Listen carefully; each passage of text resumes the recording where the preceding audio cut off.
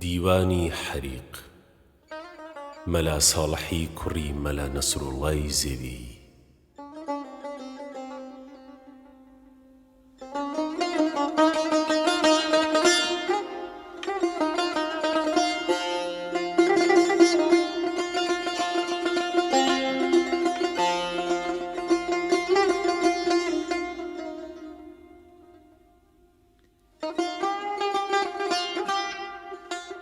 چاوەکەم ئەمڕۆ لە گوڵشەن گوڵبەی شوە خۆی نواند. چاوەکەم ئەمڕۆ لە گوڵشەن گوڵبەی شوە خۆی نواند. نەک نمەک گیر بم بە مەرجی تۆ قەسەم هیچ نەمدواند.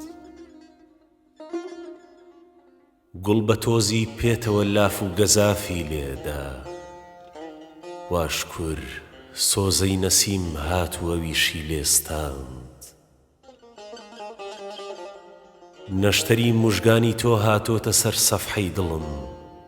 هەر خەتێ بوو غەیری خەتی سەوزی تۆ پاچی کراند. لەشکری ئاهم لەگەڵ جەیشی حەبەش داعواکە. حیرەتم ماوە کە چۆن ئەو دڵبەرە دڵمی ڕفاند.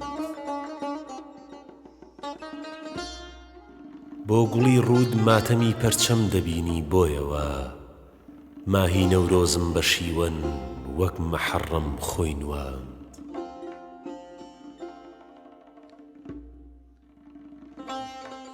تۆ لە ئەوەڵ گۆی وەفات هێنا بە نێو مەیدانەوە. ئێستا چەوگانی خیلافت پشتی سەد وەعدەی شکاند.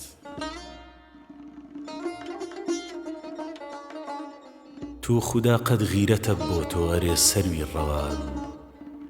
گوڵ بەبێتەوە لە باغا خێوەتی خۆی لێ چەقاند. باوجود ئینساف بدەم چاکە گوڵیش مشتاقتە. هەر لە شەوقی تۆیە سەرپۆش و گرێبانی دڕاند. هەر کەسێ مایل بە پیرێکە و تەریقێکی هەیە. تۆ بە شعلەی غەم حەریقی وا وەجاخت هەڵکراند.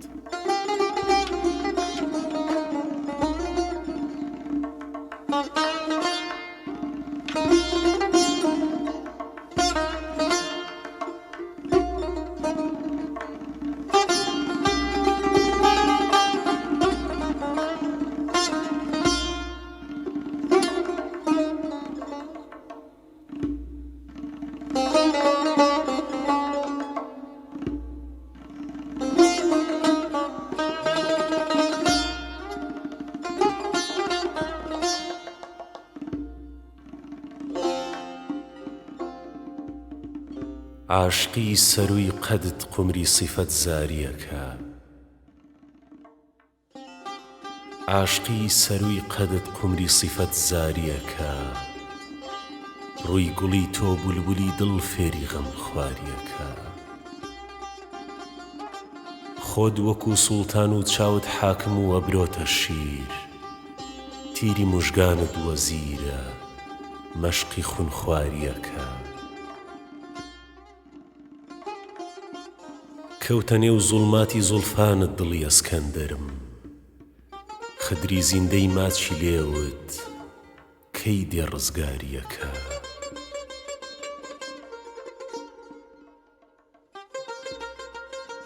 من بە میزانی تەبیعەت گەوهەرە فرۆشم. دڵم وا لە شامی زوڵفی تۆدا کەسبی عەتاریەکە. مەی خەرە ژێر پێتەوە گەر حەزەکەی ژیر بێتەوە دڵ کە منداڵە شەکەر خەندەی لەبت چاریەکە مەی خەرە ژێر پێتەوە گەر حەزەکەی ژیر بێتەوە دڵ کە منداڵە شەکەر خەندەی لەبت چاریەکە مرغی دڵ برژا لەبەر قرچەی هەتاوی فرقەتت تا بەکەی داوی سەری زوڵفت گرفتاریەکە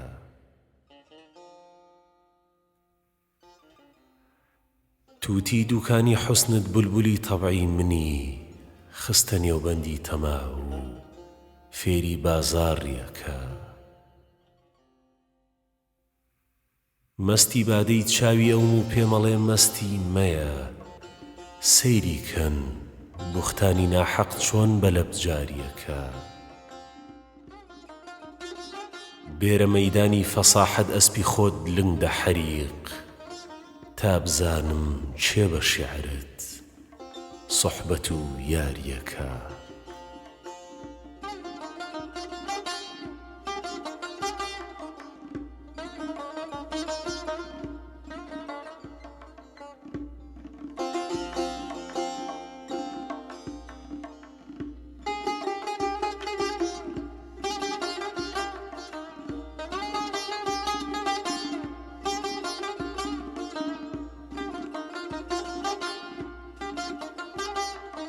هێندە بێزارم کە زانی و مەبەزاری نایەوە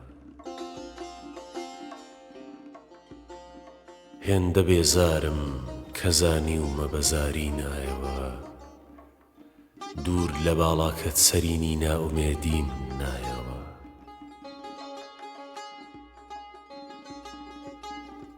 بولبولێکی خۆشنەوا بووم بۆ نەوای دەوری گوڵت چێ وەکو هودهود حیکایاتی سەبای گێڕایەوە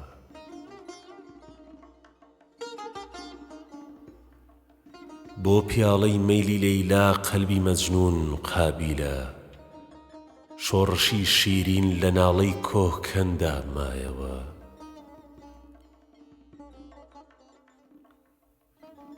حەیفێندەت دەربەدەر کرد دڵی ئیقلیمی ویساڵ شیری منداڵیت بە زەهری هیجر پێهێنایەوە حەیفێندەت دەربەدەر کرد دڵی ئیقلیمی ویساڵ شیری منداڵیت بە زەهری هیجر پێهێنایەوە بۆ کەناری سەوزەی دەوری گوڵی ڕوود شین دەکەم خاچی کۆی عیشقت بە بێژنگی سرم بێژایەوە کەوتە سەر خەرمانی عومرم ماگری توولی ئەمەل سەد کەڕەت بارانی وەعزی لێت درا نەکوژایەوە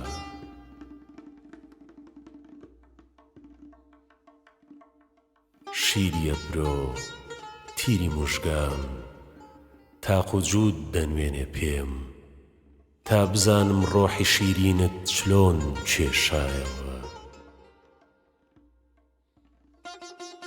جێی نەزەر بوو حاشی زوڵفت لەسەر ئاياتی ڕوود زۆر متاڵام کرد وەکو دەور و تەسەلسول مایەوە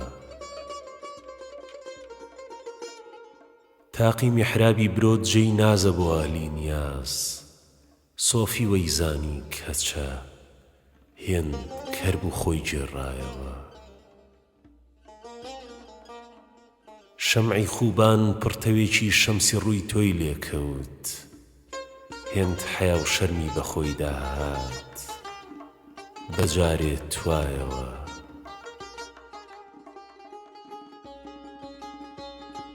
گوڵبژێرێکی زەریفم کرد لە نێو باخی خەیاڵ خۆزگە مەردێکی ڕەشید بۆ شێخی بخوێندایەوە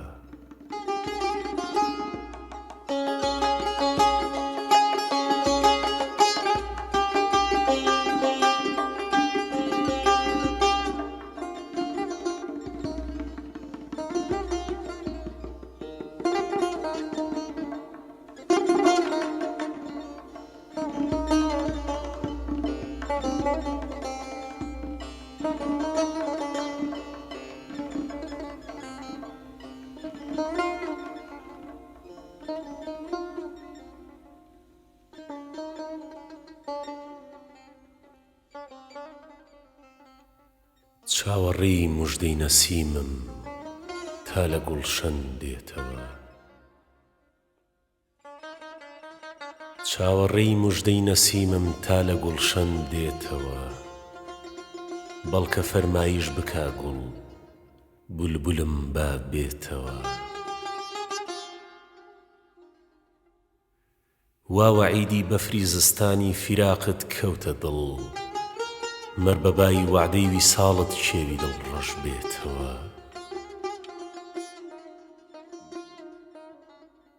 میروەحەی زوڵفت لە دەوری ئاتەشی ڕوود بێ، چلۆن ئاگری عیشقت بە ئاوی چاوی من دەکوژێتەوە.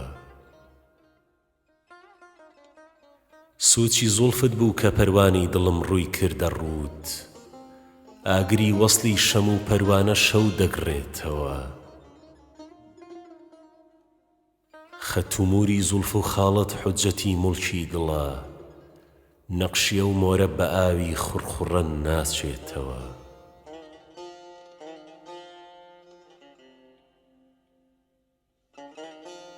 دڵ لە ترسی چاوەکەت ڕووی کردە میحرابی برۆت، ئێستا بیستومە لە چینی زوڵف جێی نابێتەوە.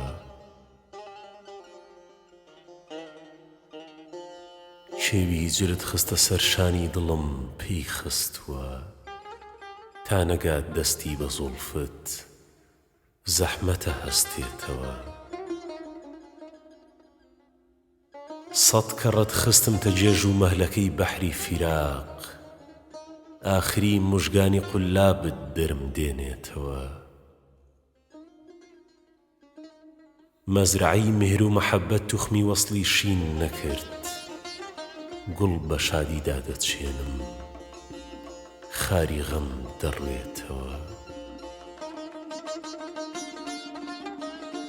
خۆت دەزانی مودەتێکە گەردی پاماڵی جەفام، کەی وەکو نەقشی قەدەم سەردێنمە ژێر پێتەوە. دڵ ئەوا کەوتۆتە زیندانی غەمت، قوربانتم تایەکی زوڵفت بنێرە، بەڵکە بۆم دەربێتەوە. تو خودا تاکەی لە تاریکی شەوی هیجرانی تۆ، دەستەوە ژنۆ دابنیشم ڕەبی کەی ڕۆژ بێتەوە. بێ ئیشاری حیکمەت العەینی شیفاد نایە شیفام، خۆت دەزانی زامی دووری سەختە خۆش نابێتەوە.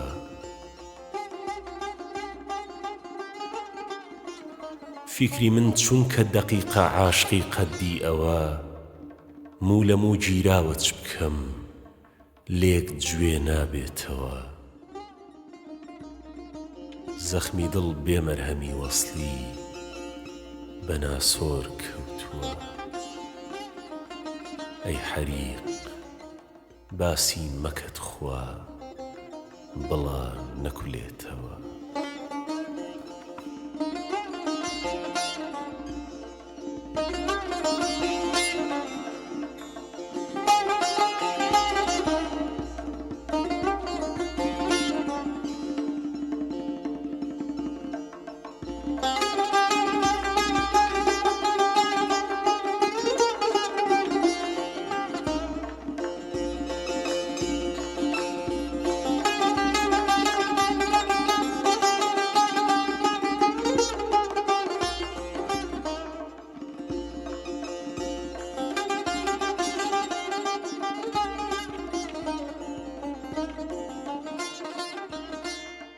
کەی دێوە سەر ڕەحمی دڵی زار و نەزارم، کەی دێ قەدەمی خێرت لەسەر خاچی مەزارم.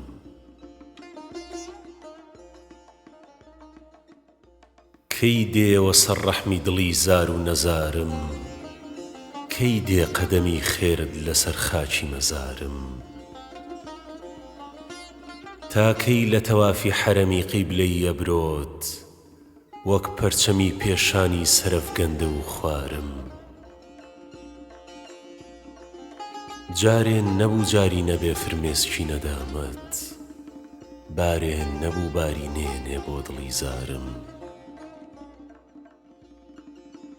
قوربت سەبەبی بوعدە لە یار و لە دیارم، ڕازیم بە جەفا گەر بە وەفا بێ دیارم.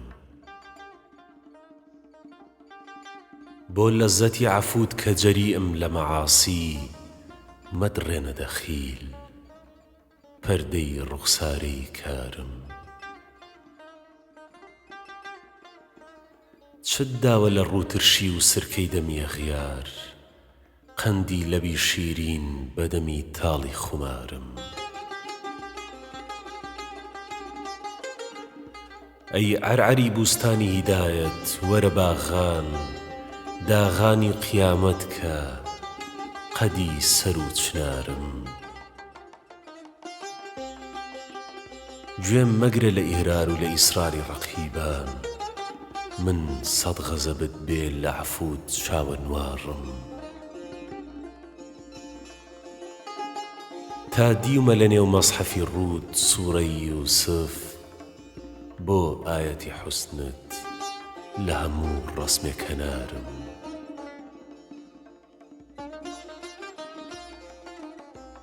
تاووس کە لەسەر زینەتی باڵی سەری دانا، ئەمنیش بەپەڕی فکرەوە بێسەبر و قەرارم. پەروانەی شەوقت مەخەرە ئەگری میحنەت، شەمعی دڵەکەت هەڵکەلە بۆ بەزمی نیگارم.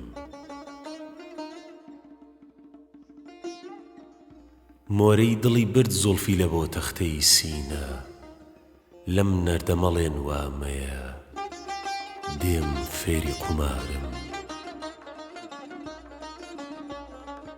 گەر باڵ و پەڕی بەخت نەسووتایە حەریقی، بۆ سەیدی مەعانی بە مەسەل باسی شکارم.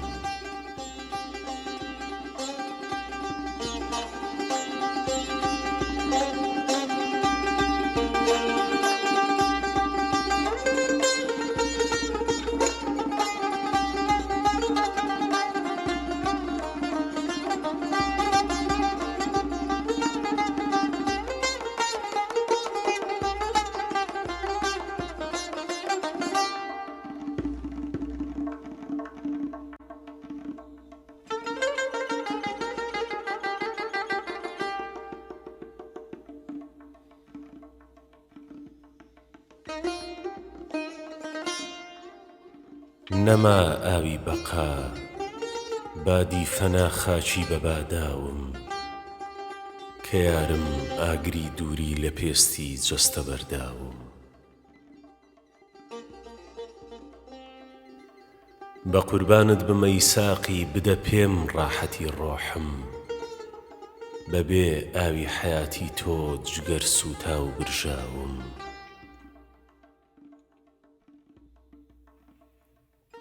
بە شەوقی شەوچرای کوڵمت فریوت دا کە مرغی دڵ، بە شێوەی زوڵفەکەت زانیم کە من جیرۆدەی داوم. کە دیتم شەمعی ڕوخسارت بە پەروانەی دڵی خۆم گوت، لە نێو چاوانی خۆم نووسیوە هەر بەو شەمعە سووتاوم. تەماشای چاوەکەم کردی برۆت فەرموویە من تاقم، بە شۆخی زوڵفی لاولاوت دەوێژێ هەر ئەمن لاوم. دەڵێن وا جەژنی نەورۆزە، دڵم پڕ ئاتەش و سۆزە، وەرە بۆ جێژنە پیرۆزە بدەم ڕۆحم بەسەر چاوم. وەرە سەرچاوەی چاوم دەڵێی دەریای عەمانە، تەماشای ئەشتی گوڵنارم لە سای چاوی خوێناوم. هەموو کەس مەستی بادەی کەیف و شەوقی بەزمی جانانە، بە تەنیا هەر ئەمن ئەمڕۆ لە خاچی مەینەتا ماوم. تەماشای چاوی نێرگس کە بە مەستوری چ مەخمورە، تەماشای پێکەنینی گوڵ بە ئەحواڵی پەشێواوم. دیارە ساقی بێباقی نییە مەیلی بە دڵداری، دەڵێم ها نەقدی جان و دڵ، دەڵێ لا چۆ لە بەرچاوم. دەوای هیجرانی گوڵ ئەی دڵ لە شێخ ئەحمەد تەمەناکە، بڵێ ئەمڕۆ بە ناحەق نەونەمامێ جەرگی پێکاوم. حەقم بستێنە ئەی نەخلی مراد و سەروی ئازادم، وەکو عارەب دەخیلت بم زەلیل و زار و داماوم. حەریقی ناری هیجران و غەریقی ئەشتی حیرمانم، لە خاک و بادی عالەمدا ئەنیسی ئاگر و ئاوم.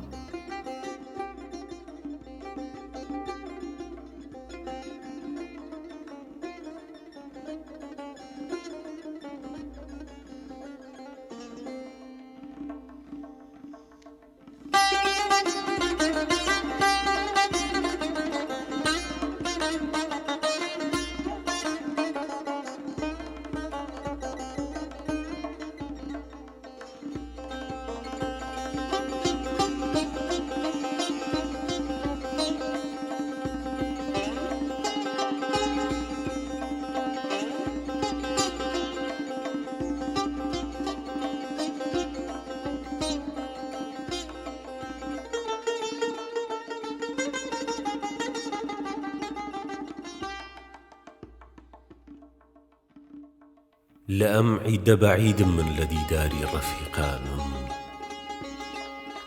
خودا ساتۆ قەریبم کەی لە خوانی وەسڵی یارانم. لە ئەم عیدە بەعیدم من لە دیداری ڕەفیقانم، خودا ساتۆ قەریبم کەی لە خوانی وەسڵی یارانم. لەلایە عیشرەت و شادی، لەلایە گردن ئازادی، ئەمن کەوتومە نێوداوی حەریقی ناری هیجرانم. سرم قوربانە دەی ساقی کە تۆ سادەی، وەرە سادەی فیداتم دەست و بردێ کە ئەجەل نەک بێ بە میوانم. دڵم کەوتۆتە زوڵمات و دەڵێ پێم خۆشە تاریکی، بە تاریکی سەری زوڵفت ئومێدم ماوە بزانم. خودا عومرت بدا باقی، وەرە ساقی بدە ڕاقی، کە تۆ هەم ڕازمی مەی بێنە بۆ دەرمانی دەردانم. هەتا کوفری سەری زوڵفت ببینم وا لە نێو کوفرام، کە دیتم شەمعی ڕوخسارت دەڵێم ئۆخەی موسڵمانم.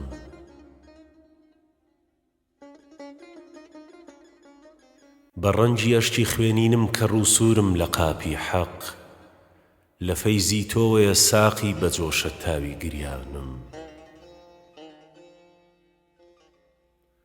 بە خوێناوی دڵی زارم وەرە کاکۆڵ حەنایی کە، مەڵێ ڕاوەستە تا قوربان لە عید دەینا بە قوربانم. لە نێو ئاتەشکەدەی غەمدا کەبابی دڵ ئەوا برژا، شەراب بێنە بە پەیمانە تەواوە عەهد و پەیمانم. شکر وەسڵم هەیە ئەمڕۆ لەگەڵ پەیکان و تیغی تۆ، کە کوشتەی تیری موژگانم کە چاچی تیغی حیرمانم.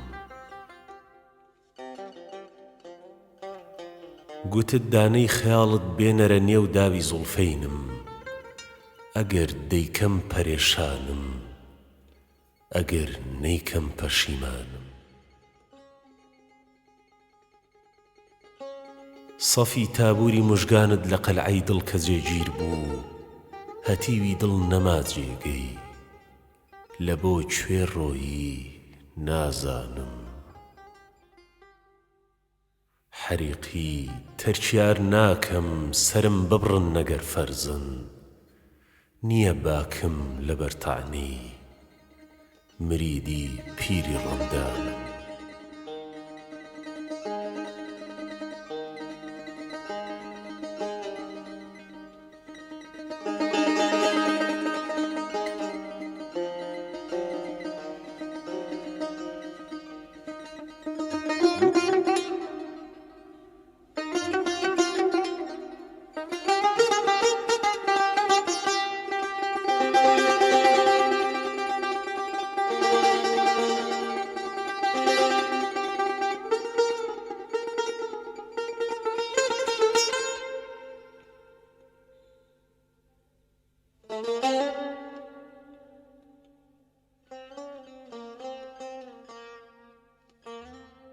هەوری خەفەتە بەفری غەمی داوە بەسەرما یا سەرسەڕی دووریتە کەلەی کردمە سەرما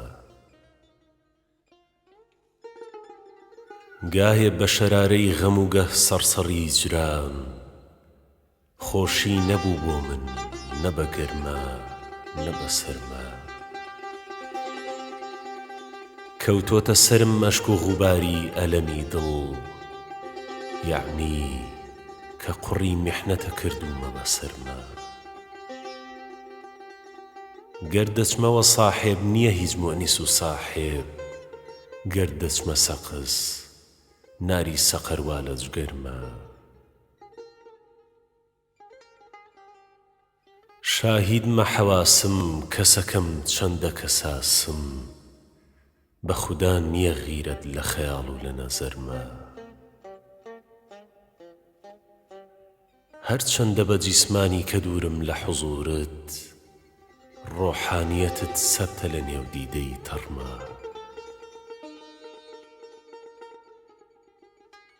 تۆفانی سرشک چووە سەر جوودی وجودم کەشتی تەنی قوم کرد و نە نوح و نە ئەسەرما لەو ساوە کە تۆ ڕۆیی دڵم ڕۆی بەدووتە هێلانەی تەن هەروەکو مەئەوای سەقەرما بێ فەوجی وەفاکەت کە جەفایە وەرە ئەم شەو ئەم لەشکری ئاهی منە بێ فەتح و زەفەرما لەم قەسوەتەدا ناوەکەی پەردەی زوڵمەت بەرچاوی دڵم بگرێ دەسا بێ بە گوزەرما ئاوێنەی دڵ ژەنگی قەساوەت ڕوخی پۆشی خاکستەری دڵ سوختەی بێنە بەسەرما من وارە بە زاهیر کە بەبێ قوتم و ڕوتم ڕوت قوت و خەیاڵت غەزەلی چاکە لە بەرما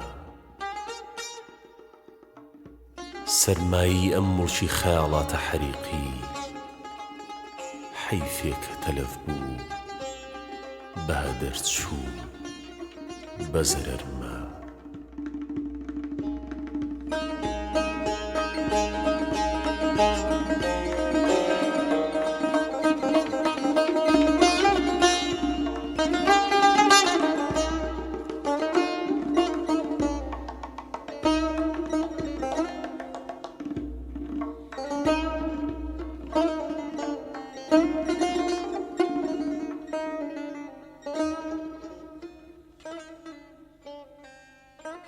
ئەم خوسرەوی خوبانە کەوا دێتە نەزارت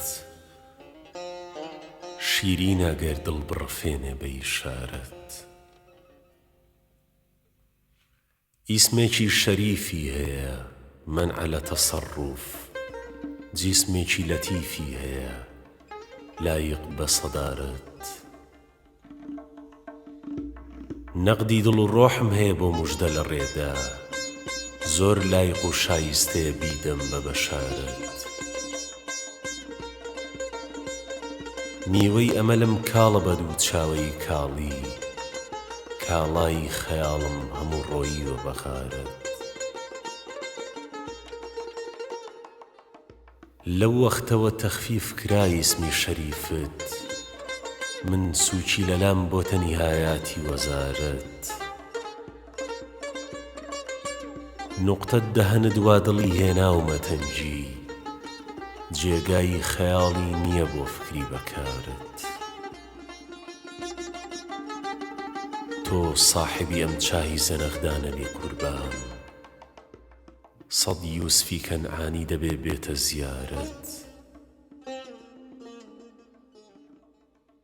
تۆ ساحبی ئەم چاهی زەنەغدانە بێ قوربان، سەد یوسفی کەنعانی دەبێ بێتە زیارەت.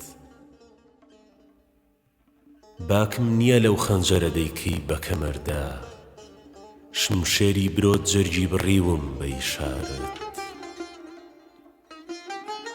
شەیتانی ڕەقیب دوشمنمە بۆیە کە ڕەحمان، ڕەحمی نییە بۆ حاڵی دڵی پڕ لە مەرارەت.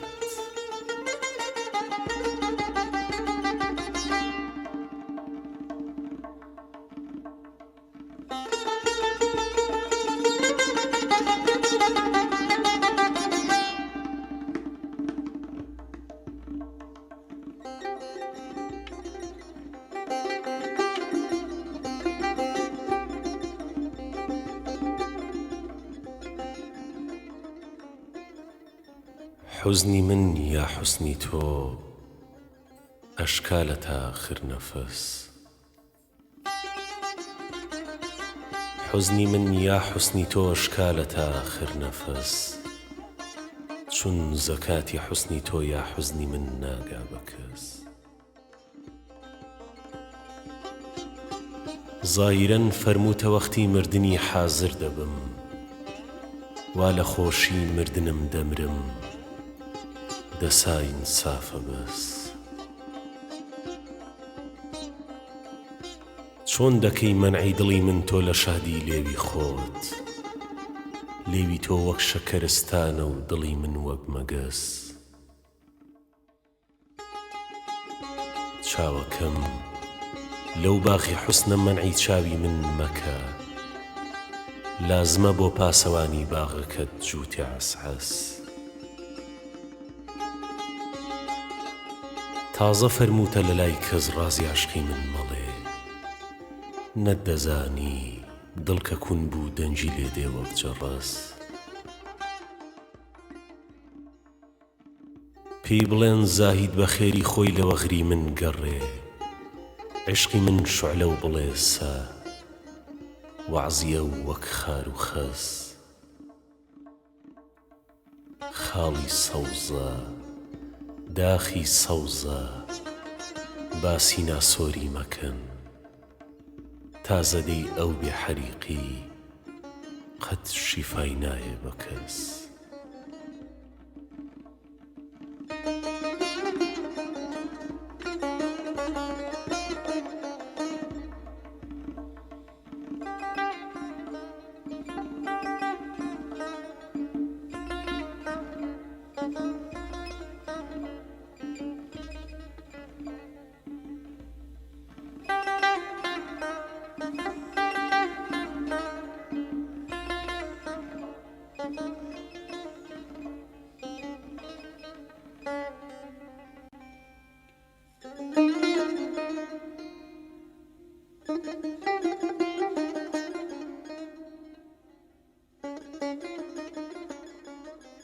دەرچوونی گەلێ موشکیلە، دەرچوونی قەریبە، ڕۆحم دڵەکەم ماوە بە تەنیا، وەرە بیبە. قوربانی ویساڵت بمەوە کوشتمی هیجرت، خۆت واریس و حەقدارمی، قاتڵ کە ڕەقیبە.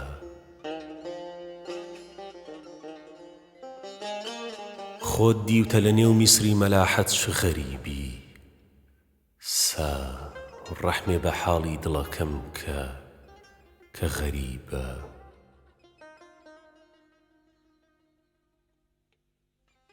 هەردوو کەڵی زولف و ڕوخی نارت سەبەبەوە، ئەشکم کە پەیاپەی دێ دەروونم بەلەهیبە.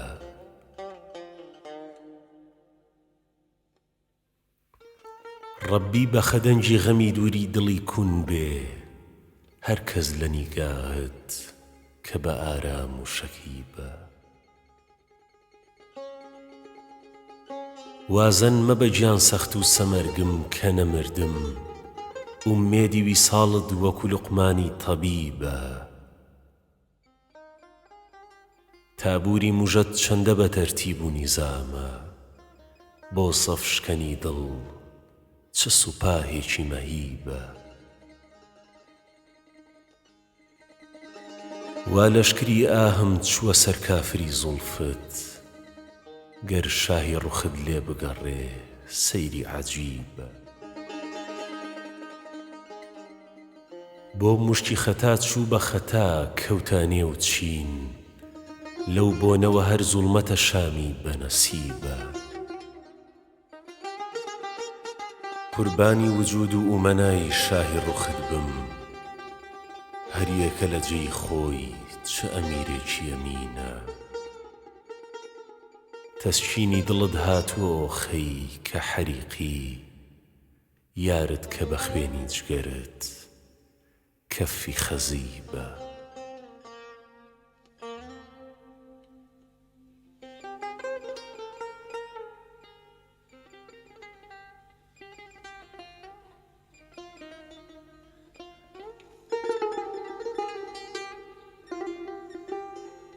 کە قەتڵی خوێنی من زوڵفی کەچی کرد، نییە داخم ئیتر زوڵفی کە چی کرد. خەیاڵم کرد لە باغی خاڵی، فەرمووی هەتی و لاچ و خەیاڵی خۆت لە چی کرد. لە خزمەت ئاسمانی حوسنی ڕووی تۆ، سەما کەوتە سەما گەردن کەچی کرد. بە تیری غەمزە جەرگت پارە کردم، تەماشای تیری موژگانت کە چی کرد. ئەگەر وەصفت بەما هذا البەشەر کەم، پەشیمانم دەڵێم وەصفم بە چی کرد. خەیاڵاتی شەو ڕۆژم لە شام و نەهار و زوڵف و ڕووی تۆ بوو هەچی کرد.